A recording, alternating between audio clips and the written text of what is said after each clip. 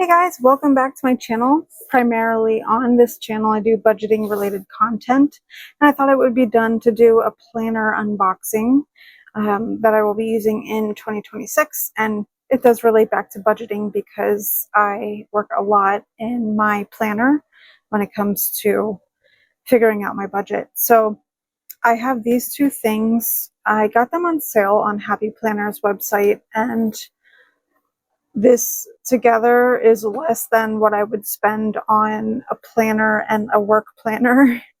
So I made out well. I really wanted this cover, so I'm really happy to have these.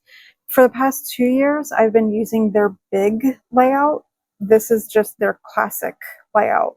So the classic is smaller. The big planner is typically big enough to do a normal sheet of computer paper in it, the 8.5 by 11. So I'm going to be kind of doing a hybrid situation.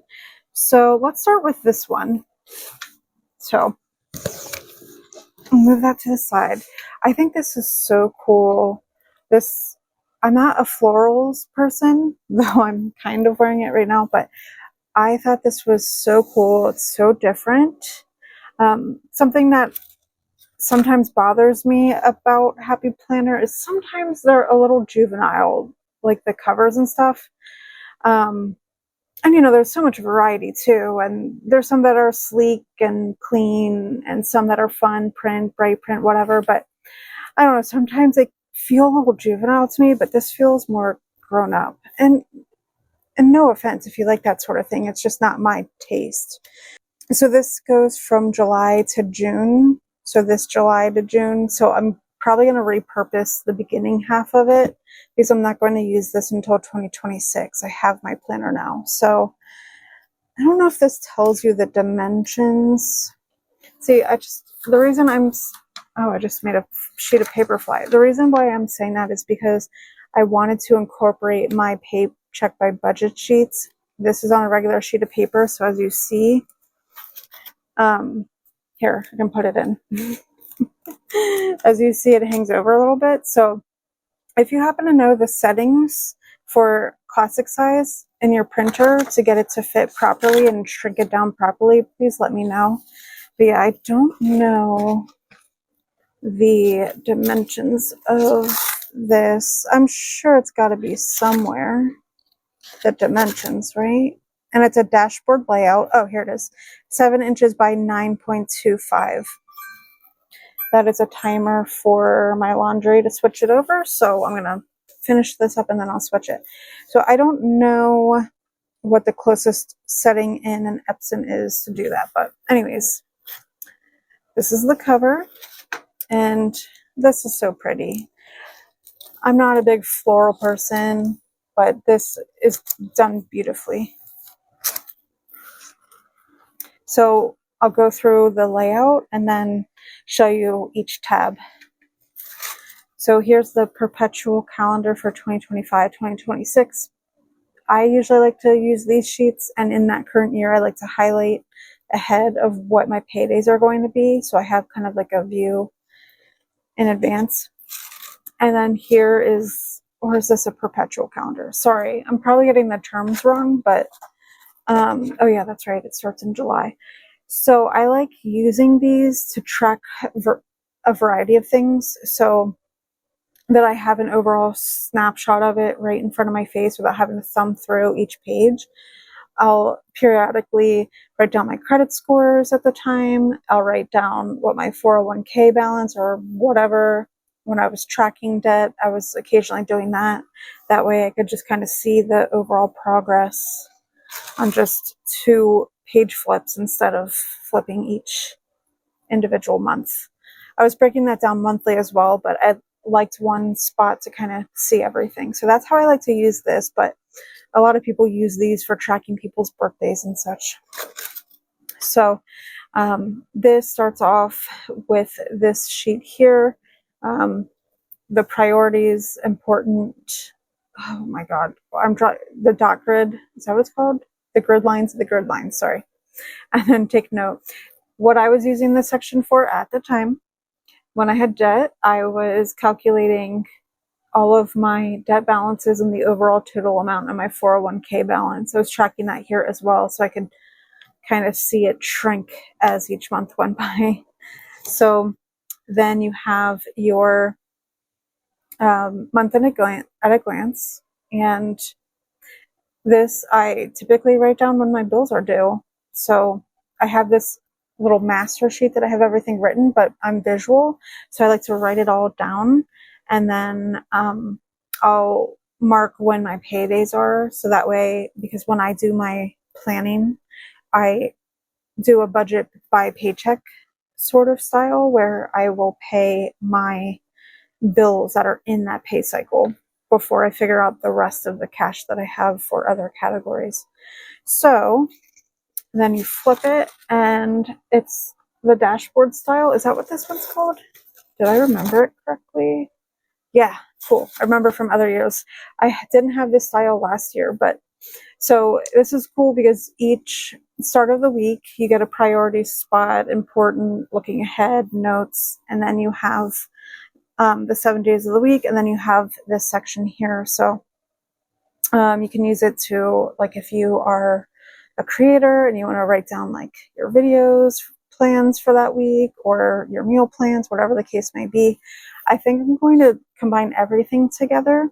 So every year I've always had a work planner, but there's really no sense in having them separate because in my day-to-day life, to be quite honest with you, I really never use the inner sheets of my planners, like the day-to-day.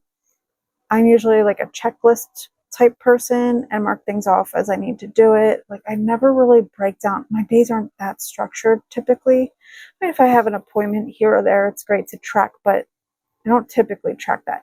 So I think I might use this because day to day I have very specific tasks I need to keep an eye on for work and such. So I might use this for work actually, since I really don't have a use for these in my day-to-day life, and I figure that would just save me money and it would just be less planners. Like, why not combine the two? It's like mostly the month at a glance and then the individual budgeting by paycheck sheets that I'm doing my planning with for my budget. So anyways, now that we've gone through kind of what it looks like, actually I'll take you through the end of July to see what it looks like. And that's pretty much it. Okay. Sometimes there's like a note page or whatever. So then it gets into the next month, and then that's the same layout. So this is for August, September. So it's got like an earth tone sort of palette. October. Oh, cool. That's the cover. November. You will never regret being kind. Oh my gosh. The world needs this right now. The world needs this. It really does. December, January. So this is when I'll start using it. So happiness starts from within. And so these other ones, I might just blank out the dates and stuff if it doesn't align properly. So I have essentially January through June. So then July moving forward, actually, I could just probably use this and then, you know, fix the dates around if I need to, if it doesn't line up properly. I don't know. That's a lot of work. Who knows if I'll even do that, but we'll see. I have my other planner that can kind of be a hybrid situation that I can maybe make it work. So anyways, January, February, smile more, love more, live more. And then we have March, love your life. Growth is growth, no matter how small. This one's really cute. I'm not a huge fan of the earthy tones. Oh, wait a minute. What is happening? Are these? Hold on a second. What? Was that? That's so crazy. Wait. That's different. Okay. Wait a minute. So March was February like that?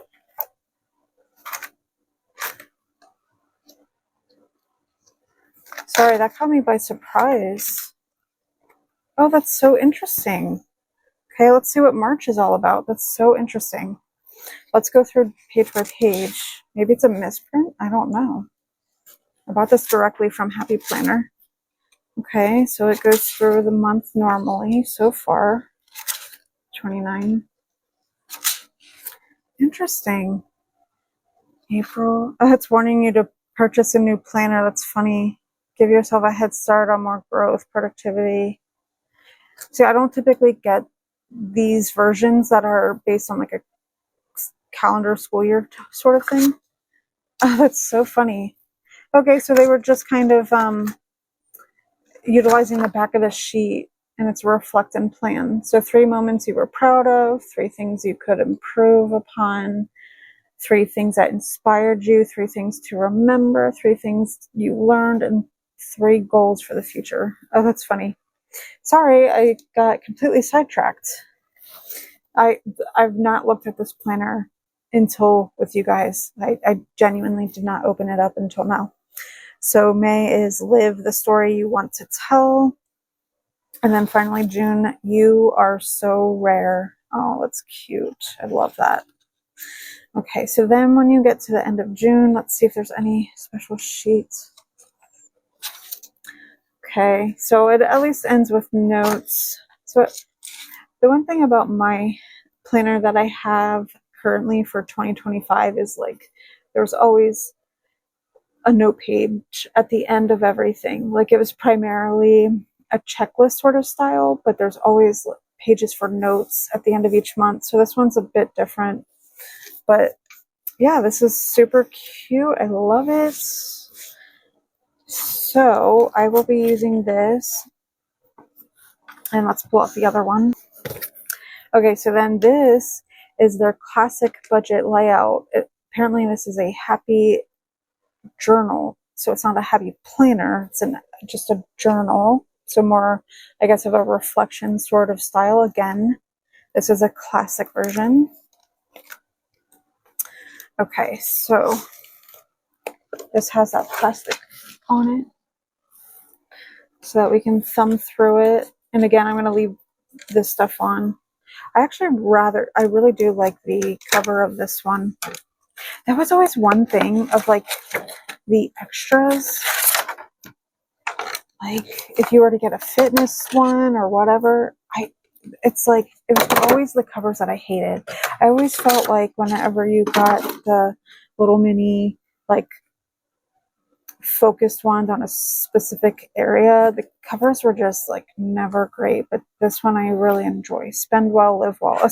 Even the budget ones, like they were always so cheesy in my opinion. So we'll see how this one goes. So this one is undated too, I believe.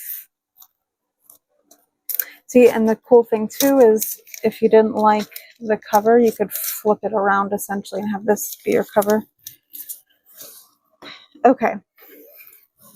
So right in the front, it doesn't even have that page like where you put your name. It just set your goals. So month 1, 2, 3, 4, and the action steps. And then there's a blank sheet and oh, this is cool, a bill schedule. I may actually utilize this. So I'm not going to have this separate from this. I'll probably, things that I like out of this planner, just like incorporate the pages here, I think. Maybe. The thing that gets tough with that though is like when you keep adding sheets, it gets so thick. So I don't know. I have time to figure it out. But I love this detail where they have the cover planner, like the cover art on the sides here of the margin of the paper. So then you have this debt tracker sheet. So it allows you to write down the account name, interest rate, the remaining balance, did you pay it off, ending balance, and then 1, 2, 3, 4. So it gives you 4 months to track a debt. I mean, I guess that makes sense because this really is designed for 4 months. And then there's a spot for another account. So you get a full sheet, which means 2 accounts worth of debt. Let's see.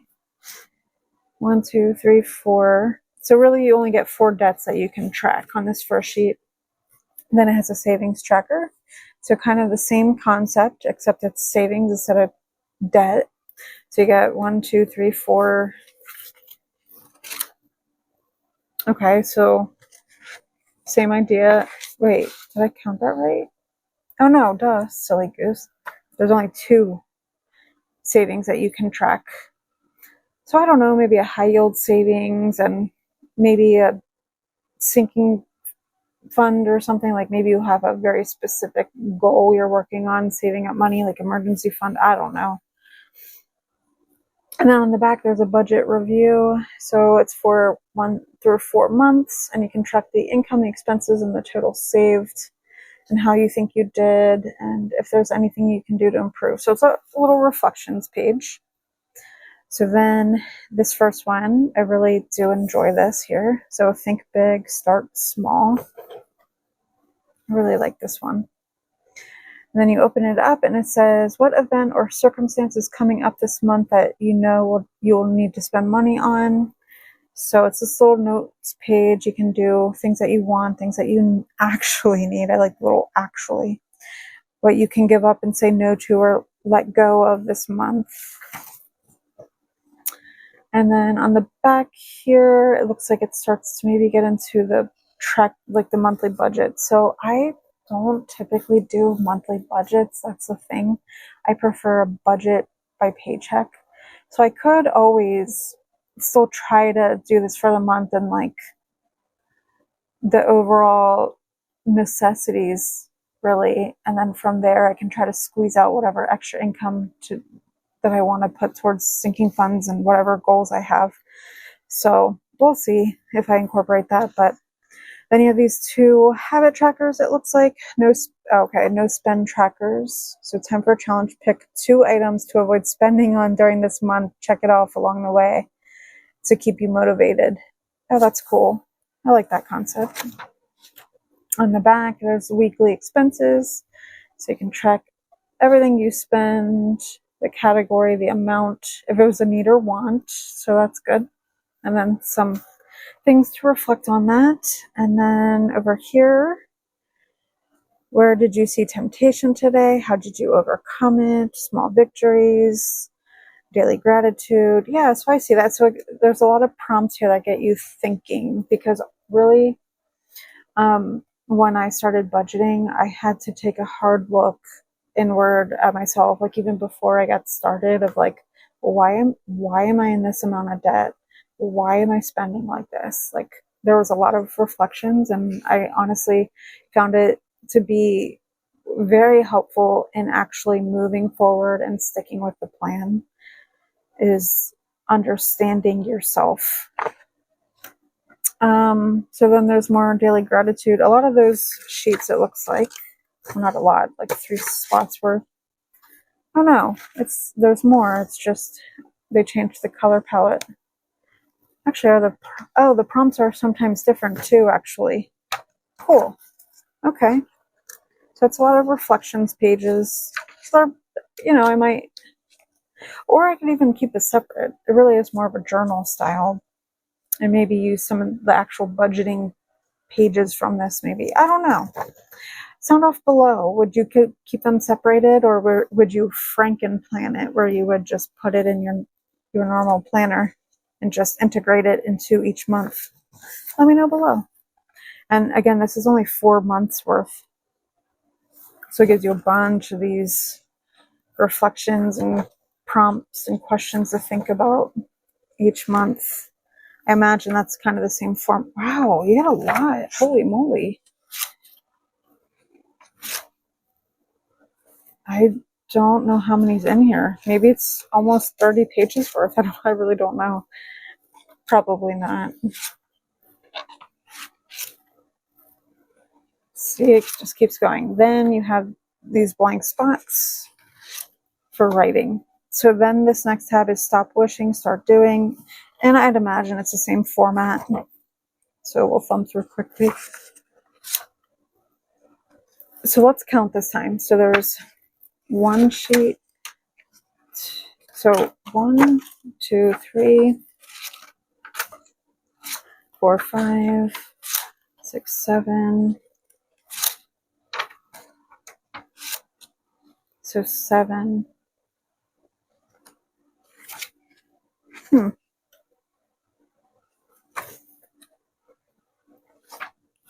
random. Then randomly weekly expenses, 7, 8, 9, 10, 11, 12, 13, 14.